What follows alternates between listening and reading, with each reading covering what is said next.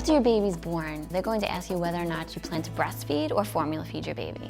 If you plan to formula feed your baby, typically the formula that the hospital is going to provide you is a cow's milk formula. You have the option of a soy milk formula, you would just have to let them know that. If you're choosing not to breastfeed or you're choosing to supplement, please ask to see the formula that they're giving and they're supplementing with. Read the label.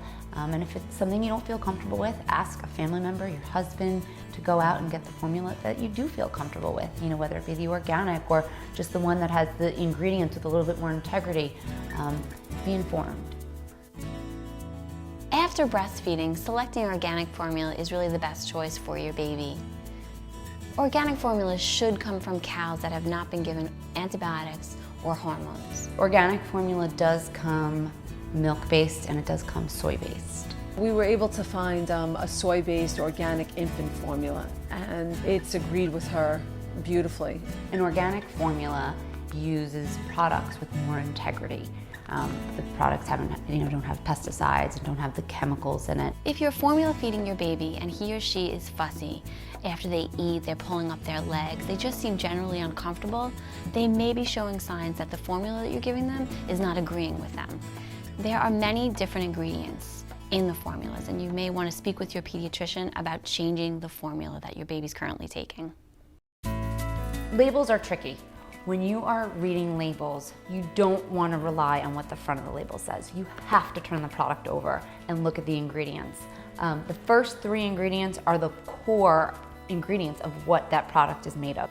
And when you look at the back, you want to make sure that sugar is not one of the first 3 ingredients.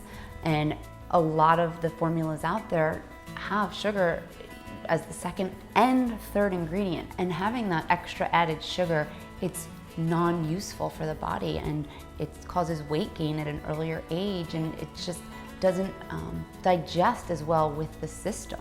So that's why having some of those added sugars aren't as good. Now here's where this can be a little confusing. When an item is 100% organic, it is labeled with the USDA organic label.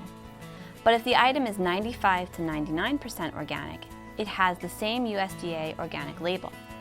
Items that are 70 to 94% organic are not allowed to use the USDA label. They can only claim that their product is made with organic ingredients. And finally, items that are less than 70% organic are only permitted to indicate what is organic in the ingredients list. It can be confusing. The important thing is that you want to be an educated consumer and you want to make sure you're making good decisions for the health of you and your family. When you go to select a formula for your baby, there's going to be 3 different choices. You can either select a ready-to-feed, a concentrate, or a powder. Your ready-to-feed is going to be the most convenient and easy. It comes in a plastic container and you pour it out into a bottle and feed it to your baby.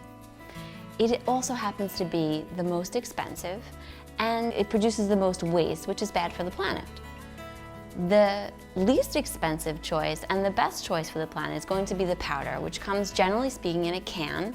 The powder's just, you can transport it much more easily, and I'm not worried about it going bad, and that's pretty much white powder. And the concentrate falls somewhere in between. It tends to produce a little bit less waste and it's slightly less expensive than the ready-to-feed. And concentrated formula is just that. It's concentrated and you need to add water to it before serving to your baby. Read the directions on the side of the container to figure out how to best serve it to your baby.